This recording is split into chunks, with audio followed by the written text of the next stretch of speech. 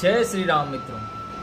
जब हनुमान जी माता सीता का समाचार लेकर लंका से लौटे तब भगवान श्री राम के आंखों में आंसू आ गए। श्री राम जी ने हनुमान जी की ओर देखा और कहा, हनुमान, तुमने जो मेरे लिए किया है उसका ऋण मैं इस जीवन में कभी नहीं चुका सकता। यह सुनते ही हनुमान जी ने हाथ जोड़ लिए और विनम्रता से बोले, प्रभु, मैं कौन होता हूँ आपके लिए कुछ करने वाला?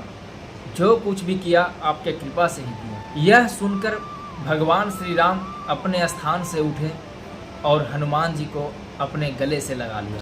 कहा जाता है कि उस क्षण देवता भी भाव विभोर हो गए, क्योंकि उस दिन संसार ने देखा कि स्वयं भगवान अपने भक्त के प्रेम के आगे नतमस्तक हो गए। मित्रों, भगवान को धन, बल और ज्ञान से नहीं बल्कि सच्ची भक्ति, प्रेम और श्रद्धा और समर्पण से प्राप्त किया जाता है। जय श्री राम, जय बजरंग।